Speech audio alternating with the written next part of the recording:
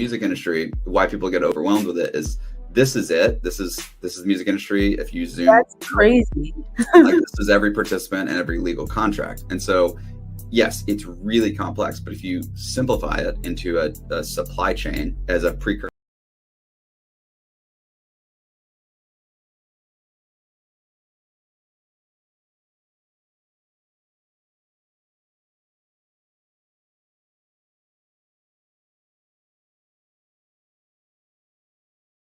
Oh, all right, so y'all, I'm having internet connection issues. So looks like I pressed start and it did not play my video. Hopefully people can see me. I'm gonna go ahead and press start one more time. That way we can just edit it out when we put it up on YouTube. And then after that, we'll reintroduce everybody. Sorry about that. Let's see if it works. Fingers crossed.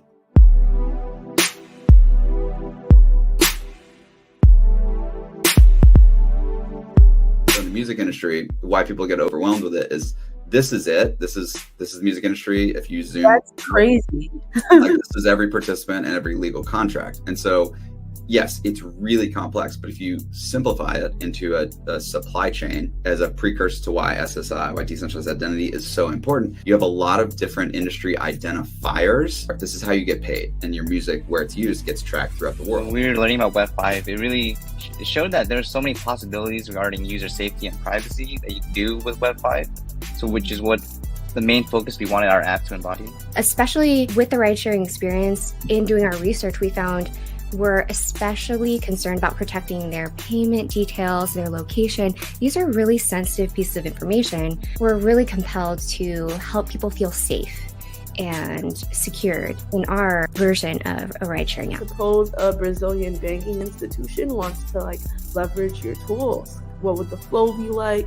What are the protocols used in order to implement this flow? A couple of different ways it can work. Sometimes if it's just that direct institution, they'll integrate with us using APIs in the back end. So that institution controls the front end. They can control the wallet, they can control their traditional web app, that then calls Finclusive to do those compliance checks and issue the Finc ID for them.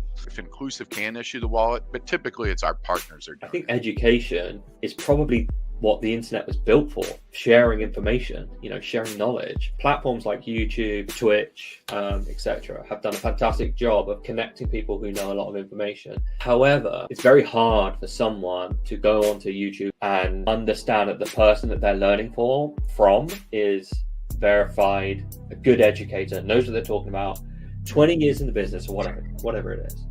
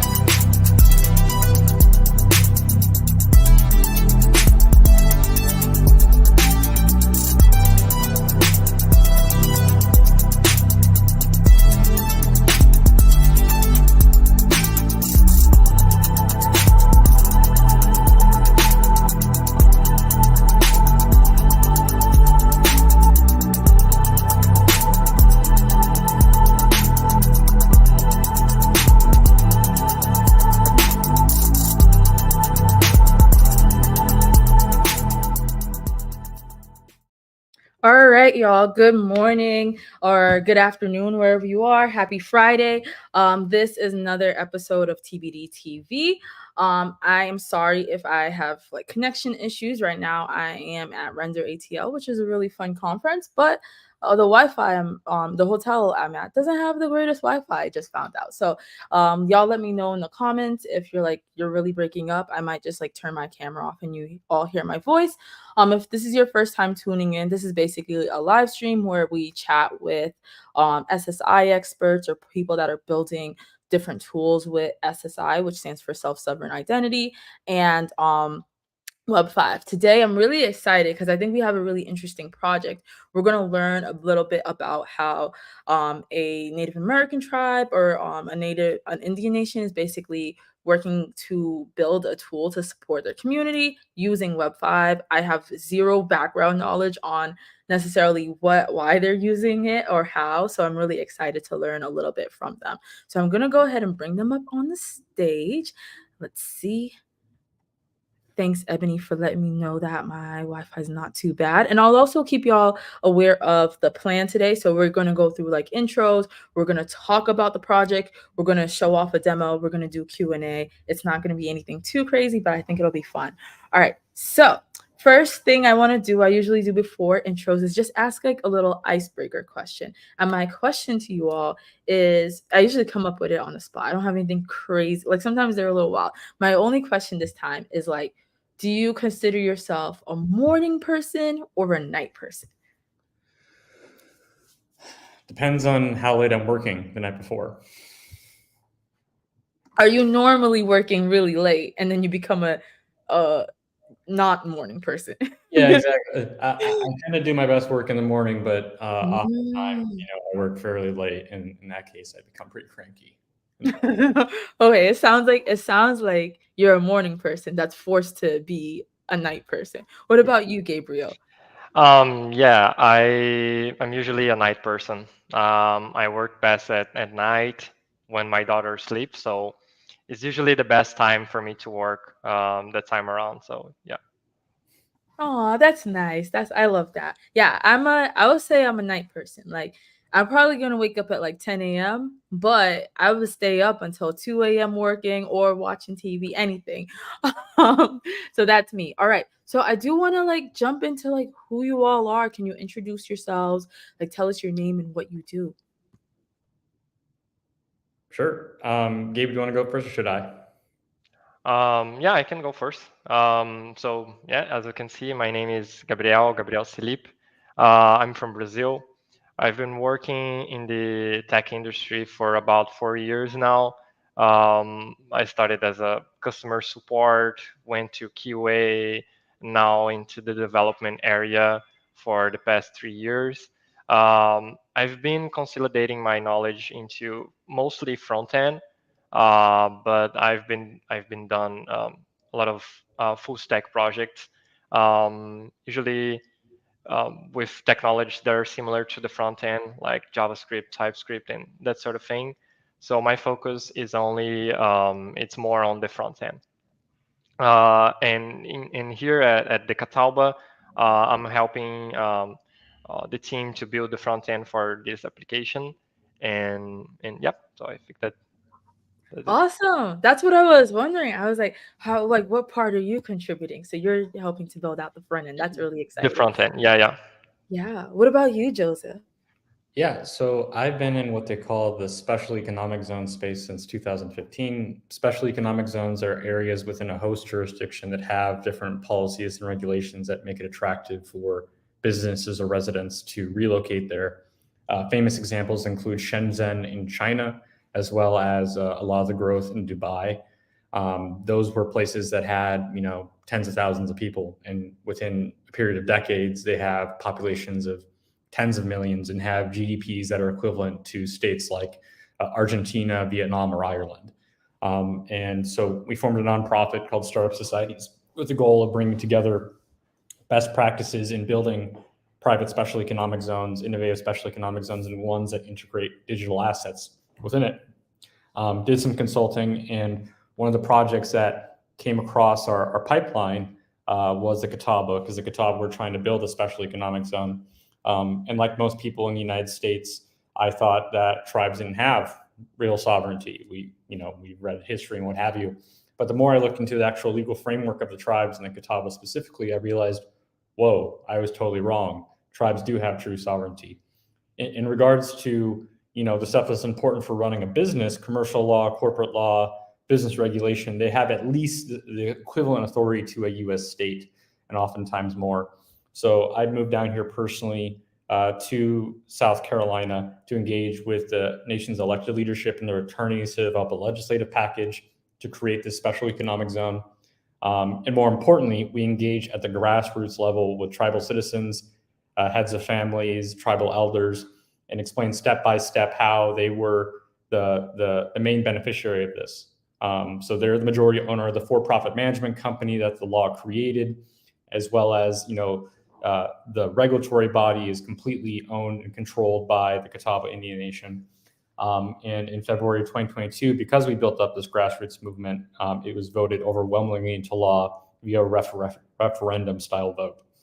And since then, so I shared my screen, and I know that initially I said I wouldn't, but I feel like it might be helpful to some people. So do you want to zoom in a little bit? Zoom in. Yeah. I know it sounds goofy, but like on Twitch or YouTube, it always looks a little smaller. Okay. Yes. If you do do you have like a Mac and do like Command Plus? Command Plus. Okay. Yeah. Maybe like 2 or 3 times. Yeah, that's better? good. Yeah, okay. That's perfect. Okay, awesome. So what the law did is it created that regulatory body that promulgates regulations, and then we have the for-profit management company that creates the software. And that's the main thing about this special economic zone. Mostly special economic zones are areas where you physically relocate in order to get the benefits. With us, it's a digital platform, and the main value initially is to incorporate a company or to charter a bank remotely online. And so currently we have LLCs, C Corps, DUNAs. Well, DUNAs in a couple of weeks, and also have chartered banks. And I guess I'll just briefly show you the enabling legislation. Wait, can I pause you? Okay, because for me, it's a lot of information to consume. So I'm assuming maybe for the viewers as well. So just to break down what I think I understood from you is because I was asking like, what do you do here? So right, you are into like this special economic zone type of thing, right? And then I initially assumed, and before I guess when we chatted earlier, I should have asked. I initially assumed you were part of that Indian Nation, but you just out of curiosity were like, oh, do native tribes have this like infrastructure set up for them? And this infrastructure allows them to, this part is where I'm confused. It allows them to have businesses and stuff like that. You can still share your screen and like go, but that part, okay. So tribes, as you saw from the previous screen, it says ditch Delaware, because essentially tribes are states when it comes to business regulations. So they have the ability to charter companies or incorporate companies, including for non-Indians, and create their own laws and regulations. And that's what this is right here. So we helped create this infrastructure for them, create a regulatory body called the Zone Authority, which is basically like a Secretary of State or a financial services regulator at the state level. And this is the private company. That's the organization I'm the CEO of, that's majority owned by the Catawba Indian Nation and is responsible for business development, software development, investment, etc. And then Okay. And here's just like all the different laws. So there's template laws from, really well-used template sources that are already used by different states, but don't have the special interest-laden provisions that other jurisdictions normally have. And we just incorporate it into here. So your companies would operate under these laws. Okay. So it's like telling them like, here's how like banks you can connect with, and here's how the partnerships will work. Here's how you would do a mortgage. So you all are setting rules up so that people are not just like doing stuff all willy-nilly. Okay, this is very interesting. I like it. Thank you. These are established best practice laws. And we also have, and let me just show one more screen, just the different regulations that we passed since then, because we're a nimble regulator. We can move infinitely faster than, let's say, jurisdictions like Wyoming that take 2 years to have a legislative session. So we passed numerous regulations concerning digital assets and their definition. We've also passed a DAO regulation, which allows you to set up a DAO LLC as well as a DUNA, similar to Wyoming, but we passed that a year before they did. And we passed a banking regulation about a year ago based on the banking codes of North Dakota, South Dakota, and Wyoming. And we have a banking commission already stood up that's already received its first charter applicant that's currently being reviewed. That's just a little bit of context. It is relevant, but not as relevant as what we're going to show you now, which is the company incorporation platform. Okay, yeah, and you'll show that in a second. I think this was great information. And then also, did you say, how do you pronounce your name? It wasn't necessarily Gabriel. Did you say Gabrielle or something? Yeah, it's Gabriel, but Okay, you can cool. call me Gabriel. I'm used to it. Yeah. I want to call you your right name. I wanted to understand too, like I think you talked a little bit, and maybe I might have forgotten. You talked a little bit about the fact that like you did a lot of front end engineering and then you got involved in this, but like what motivated you to get involved in this particular project? Yeah, I think the Web5 structure for this project, it's mainly done on the front end. So we don't want to have control of everything on our back end, because I think that's not essentially the case when you are building something that is decentralized, you know. So we try to do everything on the front end um, with the TBD tools that you guys provided. So that was excellent for us to work. Was very developer friendly. Even though I don't have backgrounds for crypto and DIDs, VCs, all those terminologies, I'm learning on the go. And for me, from your website and all the tools that you guys had, was very easy to be able to understand that in a more a developer friendly way of doing these things. Thank you. That made a lot of sense. And we had a question come in, and I think this is aligned with what I wanted to ask as well. This is going to go for maybe Joseph, I'm assuming. And they're asking like, how was the overall reception? How has it been since putting these laws into place? And I think I also like part of my question too is like, how exactly does this benefit them, or what were they missing before that these laws are beneficial to them? And then like, how are they feeling about it? Yeah, so the law was passed overwhelmingly into law. So in that, the way that the Catawba legislature works, it's all voting age citizens. So literally, any voting age citizen was able to vote, and they did vote, and it was voted overwhelmingly. And since then, they've been very excited about all the different rules and regulations that have been passed. And we've gotten also good reception outside of the Catawba Indian Nation. We've gotten, really positive media from Forbes, Fortune, multiple from CoinDesk. So, and it's fairly unique to get entirely positive press when you're dealing with something that is legal in nature or political in nature. So we've been very happy about that. In terms of their benefit, for one, they have majority board control over the management company, and they have majority ownership of all the revenue that comes from the zone. And one of the reasons why that's important in special economic zones, when they do controlled studies of special economic zones around the world, they find that private ones that are able to get investment are a lot more effective than strictly public ones. And one of the reasons for that is that it's difficult to get capital or to deploy capital when you're a public entity. And also the incentives are not as aligned if it's a purely public entity. So you're able to move quicker and more responsive to business needs. So that's why that was one of the missing pieces there, is that they need to bring together, expertise in these specific niche fields, digital assets and special economic zones. And they also need a way to acquire capital to do that, because tribes, including the Catawba, they tend to have low sources of revenue. So we were able to, provide all of that expertise and capital to make this happen.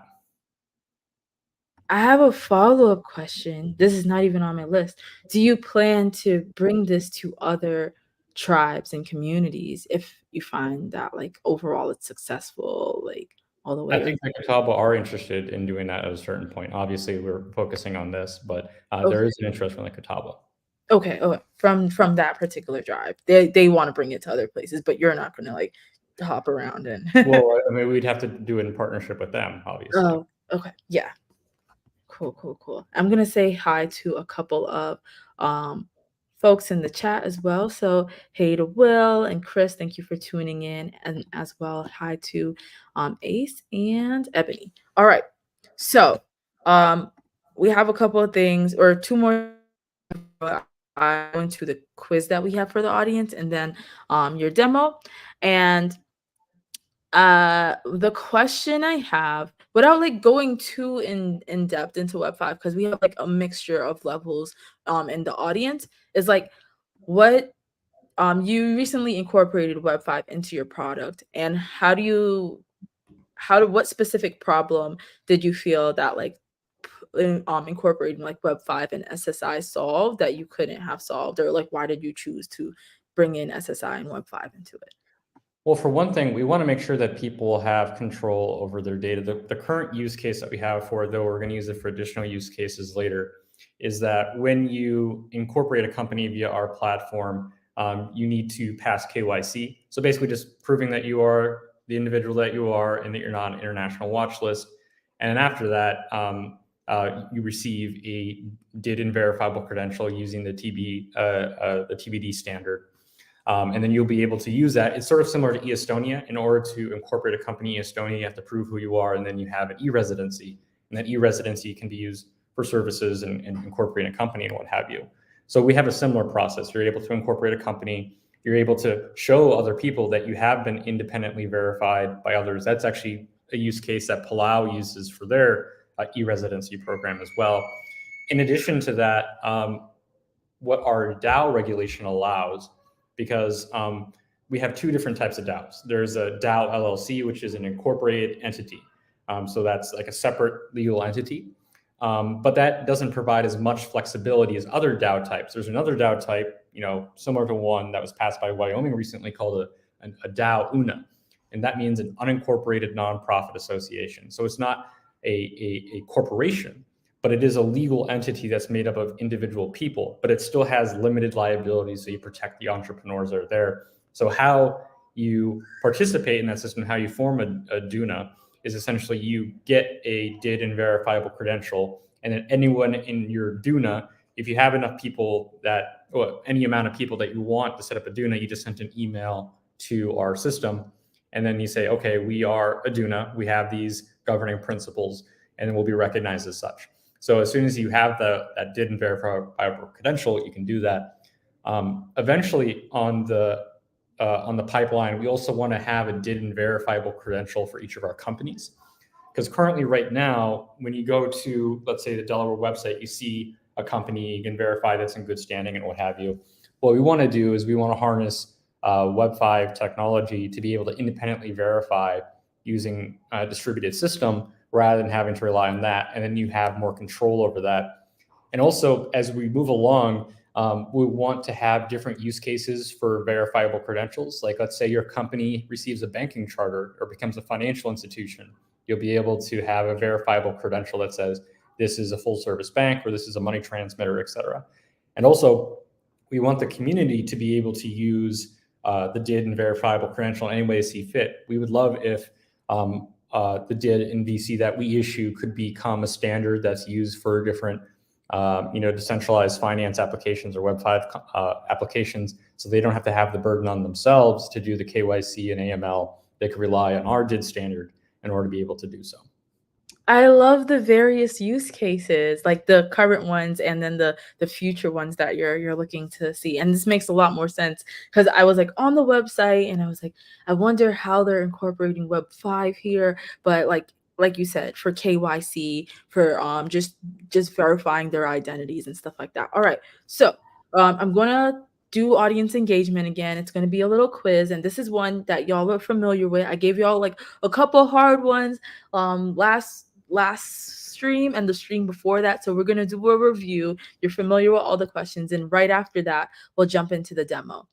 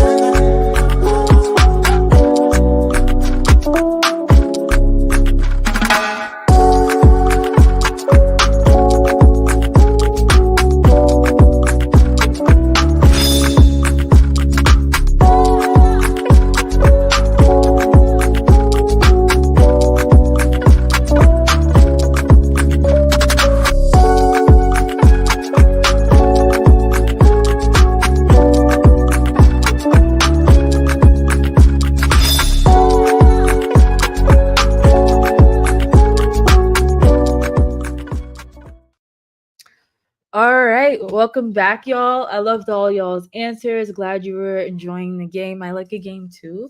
I feel like, I don't know, anytime there's a game I want to play. All right, so let's jump into this demo. I'm excited to see how this is incorporated and implemented. Are you ready for me to share your screen? Oh, yeah, I think you're muted for me, but I seen you say yeah. Try talking again. Can't hear you if you are talking. Or maybe it's just me and my Wi-Fi. Can you hear him? Yeah, hello? Oh, hi. I couldn't hear Gabrielle. Could you hear him? Gabe, can you say something? Oh, no. Okay, yeah, I can't hear him. Oh, no. Can you hear me Maybe now? no. There we go, okay. Yeah, that Okay, was so really... my microphone mutes himself when it goes up, but sometimes Oh, it bugs. Yeah, I was sorry for that. nervous. I was like, not my Wi-Fi, and now I can't hear you. Yeah, Okay, perfect. You're back. Do you mind maybe zooming in like a little bit more? yeah, sure. Yeah, I know Like this that. is completely annoying. Maybe one more, just for awesome, cool. Because for us it looks normal, but like for viewers it wouldn't. All right, go ahead, jump into the demo. I'm ready. Yeah, sure. So yeah, this is our website. Actually, this is our platform, and as you can see, from the URL, this is a test environment. We usually use this to test the data, and I'm using this mainly because of the payments that we are going to do for the checkouts with Stripe. So we don't need to be charging our one credit cards to do the presentation. So this is a working development environment. So it can be not too stable. So, but I think we can have the feature completely shown to you guys. So yeah, the first thing is this is the login page. I'm not going to go over the sign up, KYC, all those requirements to create an account over the platform, but I will skip that because it's not relevant for the Web5 and for our demonstration purpose. So I created an account previously, went to the sign up, so I can briefly click here. So it's a simple registration user form, name, address, username. We use two-factor authentication to log in. This is not enabled in a staging environment, so that's why you won't see me doing it. But for a production environment, for our users, they need to provide their 2FA, which makes our platform more secure. And then you have to do the review and agreement for the Catawba terms. So And just a note on the 2FA, we do have the intention of replacing a 2FA with simply just allowing users to use their did and verify Did? credential. Yeah. Awesome. That's exciting. yep. Cool. So I'm gonna log in into the platform. This is my last name, and yep, here I am logged in. No news to show because, as I said, it's a test environment. On production, will be more news from the Catawba Nation to show to users. So the first thing the users will do, they will go to this page, they will do their KYC and everything else. And after the KYC approved by our admins, they need to go to the DID management sidebar item. So you can see it's only going to be enabled for them if they are KYC approved. So we only issue that if they are KYC approved, as well for the DID and for the VC. So yeah, and I'm sorry if I'm mistaking some terms. This a No, whole new world of technology is new to me. So it's just okay. bear in It's mind new to that me that I'm too. front-end developer. It's new Yeah, to me too. So don't worry. Like I'm yeah. like 10 months into this world. Don't worry. Yeah. Cool. So, yeah, as I said, this is the DAD management. Users would go here, and the first thing is that we are going to connect to the Web5 wallet, and we are mainly using the library, the Web5 API library, the Web5 DID library, And yeah, I think that's mainly the tool that we are using. And the Web5 API provide us with everything that we need. So I think I answered the last question on the chat. Cool. So this is a briefly explanation what the DIDs are and what the verifiable credential does, and for the development uh, phase as well. Since the Web5 is not in the Web5 API is not in a 1.0 version or stuff like that, we are relying on that, and we are letting our users know that this is the development phase. So everything that may comes with that, we are warning our users, and we can do everything that it needs to be able to reverse anything that may come with breaking changes or something. So far so good. And yeah, so just a quick message for that. And we have the DID. We are using some of the latest versions from the API Web5/API library, and it included the this new DHT. Yeah, the DHT. Yeah. So when we first implemented this, I think this was already in place, but it wasn't by default. You had to do like put a I think a method inside the object to be able to grab that or something, if I recall correctly. But now it's default when you create issue the DID. It came with this nicer string, more compact. That's why when we initially planned this was like huge. So this is nicer for Yeah. users. So since we are doing everything for now, and this is the development phase, we don't have a wallet right now. So we are simply showing this DID to the users. We are not setting up in any wallet. And we are hoping in the future to use your guys' wallet from TBD. So that's our main goal into the future as well.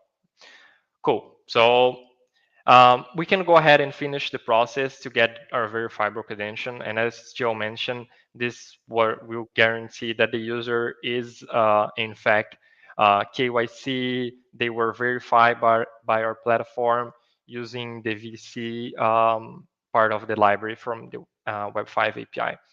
So here we have a lot of things going on in the backend to get the process and all the user information from it.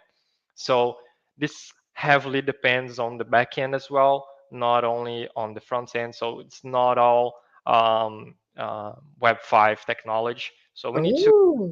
information from the backend, from the user. We have a DID on our backend to make this as something that we own for creating the verifiable credentials. So since this code is every place inside the front end, users can try to do something with it. The script is already there. It's on the browser. The user can try to do something.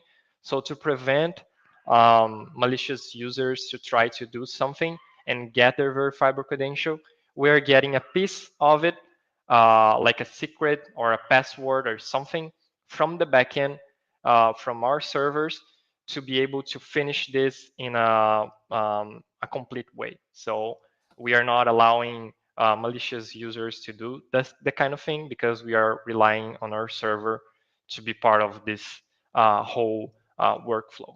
So that's Okay. So just to make sure, I think that's interesting. You essentially gave the back end an identity, yep. and then you take a secret from there to basically be able to protect any like malicious threats and stuff like that. Can we visually see what happens when you press finish the Yeah, yeah. process and get your verifiable credential? Awesome. Yeah, cool. And then I'm this is where we go to the checkout process. So I'm gonna click here, and the backend is going to generate the link for me to go to the Stripe and do the payment. This is all test mode. This price Yeah, is that's not $1,000. no, it's not Imagine. $1,000. Yeah, yeah. So I'm gonna put like fake Stripe data here. Oh no, this is Oh, yeah, give me. wow. April 2024 is already gone. Yeah. So let's go to the processing of this information, and Stripe will process as good because we are putting the correct information there. So once that's finished, we're gonna go back to that page, and the page is going to check again if the user had do the payment, and if so, it's gonna request the backend for that piece of information that's secret, and then it's going to create the VC into the front end, and it's going to be stored in our database, but the user has it in that page as well. So if I go Okay. back to the ID management, Mhm. it's going to load. The payment was successful, created our Oh, VC, and now we have it. So we don't have to finish the workflow again. It's one-time thing. Users can go out, go back in. They will have the same DID because um, if I know correctly, it's a store into the local user's browser store. browser. Yeah, Yeah. so it's a store there, so users can go back in and get this. But the VC is stored on our server to make sure that the user never loses this JWT. So that's what we are sharing to the user, the JWT. So users can click here and copy that and store in their wallet if they want, or store in a safer place or on a text note or something like that. And that's the mainly thing that we have done using the Web5 technology. And yep. That's really, really exciting. And just, I guess I'll reiterate for the audience because I know you did answer this, but everyone can't really see the question. So, CSU Wildcat had asked what components they're using, and you did mention, I think you said we're using the Web5 API. Um, The sorry, Web5 DID. yeah, Web5 DID and then Web5 VC. I don't know, my brain just like stuttered for a second. Yeah. And, I think you made a lot of good points. Like, since we're still in development, you're saving the DID, and then people go in and they're like, okay, I can create a verifiable credential to say, I guess, like that they're a resident or a member of this digital economic zone. They have to maybe pay a little bit to secure their membership, and then they get back a verifiable credential. But since right now we don't have our wallet out yet, or like a way that like you can securely save it beyond local browser storage, you're storing some of it in the databases. But once we get to that point for you, you'll be able to um store it there. And then have you all like tried out other, I'm just curious, like this is just like my own thoughts, like have you all tried out other wallets like the Spherion wallet, or do you want to stay within like the Web5 ecosystem itself? So we're open to it. We mostly just wanted to get this out as the MVP, and also we've been Ah, worked on different legal entity types. But yeah, I think after we do a couple more sprints of a different workflow, then I think we're going to focus on the wallet component. okay, that makes a lot of sense. That's great. And yeah, like it's better to like go one by one rather than just like jumping straight into like the end goal. Um, let's see.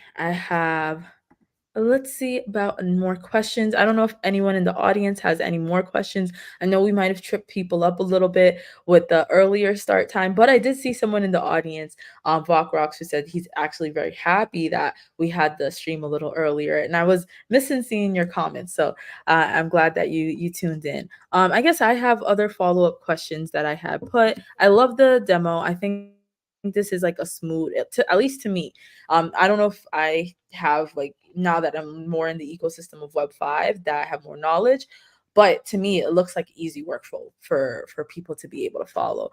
I was gonna ask what's the user experience and onboarding for folks, but you haven't put it into production yet, so you don't know as yet. And from my perspective, it looks good. But one question I do have is, And I think you guys talked about this, but maybe there's more. Are there any upcoming features in Web5 that you're particularly excited about, or you think will have a significant impact? I know you talked about the wallet, but curious if there's more. Yeah, it's a big thing right now. And also when the Web5 exchange is up and running, I'm sure there can be a lot of benefits there. Like I mentioned, it'd be great if, because one of the key use cases for decentralized ID is that it's issued by government. I know that the role of Web5 is decentralization and what have you, but one of the goals of the distributed world as connecting points to the existing world as it is to make sure that we're integrating into existing jurisdictions and governing processes, and that will allow for the two industries to merge. So it's really important because of governments issues IDs all the time, and that gives a sense of validity and acceptability by other institutions. So by having a governing body that has legal sovereign authority to create companies and govern companies and what have you, this allows for that digital ID to have a little bit more validity that could later be used as a standard for other institutions or other organizations or decentralized applications. So, we'd love to see how we could help with that process as well. Yeah, no, that sounds fun and exciting. And yeah, I think right now I think you mentioned the exchange TBDEX. We're in 1.0 right now, but I know that you're like waiting for other things to be stood up. My other question too is like, do you all have any advice for organizations or communities that are looking to incorporate like SSI into their applications? Like, do you like come across any challenges or lessons that you've learned? I don't know. Could be a hard question, but I mean, Gabe probably has better answers than I, but just like make sure you do your research, because if it's a very nascent field, we felt like TBD, had, the most amount of research and product out there. But just making sure that it's interoperable with other systems and you have a specific use case in mind, because some standards may not be as good. But Gabe could probably, oh, go ahead. Sorry. oh no, that's all I was saying. That's true. You're gonna say Gabe probably has more to say. Yeah, I think Joe summarized it well. But I think the most valuable lesson that we took from this implementation was to know more about this ecosystem. For all of us, it was very new, so we had to dig into it, and I think we found the most valuable resources into TBD. Is a very large community, and looking into the Discord, I had a lot of questions there, and it was answered by you guys when we are trying to implement that. So feel free to always question, create a post. I think that way that community grows and people can do awesome things with it. So yeah, I think that's the main goal. Yay, I'm so glad we were helpful. And yeah, like anytime I agree with you. Anytime people want to build with Web5, I definitely encourage them to join the Discord because we'll help them. On that note, are there ways that people can help and contribute to you all's work? Absolutely. I mean, for one, make a company, get e-residency, but also, keep building the tools that, help build this ecosystem out. It's really important to get that wallet out to make sure that it actually is self-sovereign identity, to make sure that everyone's controlling their own data.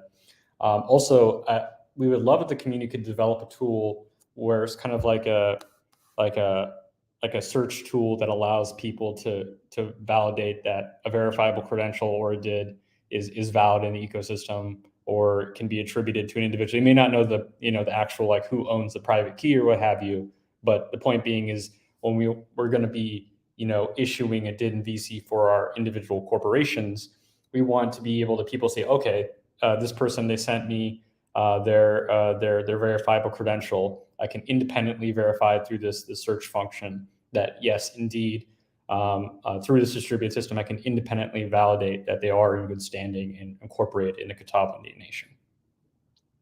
Awesome. I like that. I do think that's needed. Okay, so we're nearing the end of the live stream. I know you have a 12 o'clock that you have to go to as well. And I have something to go to too. So My last question to you all, just to wrap up, is it has nothing to do with tech at all. It's going to be, this is random. So just okay. What superpower would you have if you could have one? Oh, Mine is definitely reading Ooh. minds. You thought about this before. You're Yeah, like, yeah. "Oh, I have this since I was a kid. I want to read minds. I think it will be painful for me yeah." first, like when you do something, but yeah, maybe you can read, I don't know, questions in Mm. like those shows, like the $1 million shows that the people do. You can read the presenter question, and you can win your things, or the president or something like that. I don't know, but can be a fun thing to have. Okay, I see the use case because at first I'm like reading minds, that sounds stressful. I don't want to know what people are really thinking about me. But you're like, I want to go on like Who Wants to Be a Millionaire and like figure out what the answer is. Exactly. Okay, I Yeah. see. What about you, Joseph? well, that's the most rational answer. However, based on movies, which are 100% correct, you'd probably be miserable if you read everyone's mind. Yeah. Exactly. Yeah. That's something to be considered. Oh, did he disappear? Yeah, I think I read his mind too hard, so he disappeared. Yeah. Why did he disappear? Okay, we have a comment that says reading minds is great for perfectly getting user requests. That's true. Instead of like Exactly. needing to ask them and going back and forth. That's so true. Okay. I don't know if we should well I'll keep moving with the live stream. And if Joe comes back, we'll add him back in. So last things I guess I wanted to tell folks is that on June 24th, we have another live stream. It's a show and tell on decentralized agnostic pay tags. So definitely tune in for that. And then on next week, Friday, I'm chatting with Andor. Oh, you're back. You're back. Hey, sorry about that. My Wi-Fi went out. That's okay. Yeah. So I was saying rational one, but you'd probably be miserable. Intuitively, and this has no way to really help my life in any meaningful way to fly. But if I was to think of the second most rational one, it'd probably be able to go back in time, even for small intervals. So in case you ever make a mistake, you could always go back and just, essentially live a perfect life. But that might also have secondary effects that may not be good. Yeah, I always want to go back into that. But I have so many or I've watched so many TV shows where like they go back in time and they mess everything up, like The Flash, and I'm like, oh, I'll be scared of that. But thank you all so much.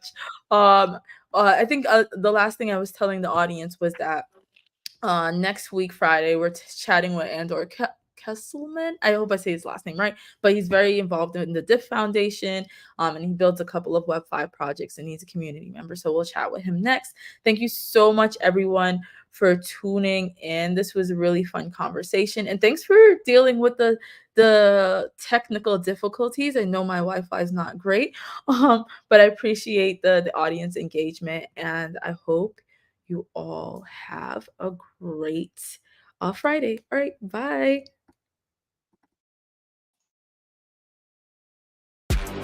We announced it. TBDEX 1.0 SDK is now out. TBDEX is an open protocol that makes moving value around the world much more efficient and streamlined. We're solving this problem with TBDEX by building a standard open source protocol that anyone can use for free and plug into. We're super excited to have developers be able to start looking at this technology and start implementing it. We've put together a new financial protocol that we believe can fundamentally revolutionize the way that we think about transmitting value around the world.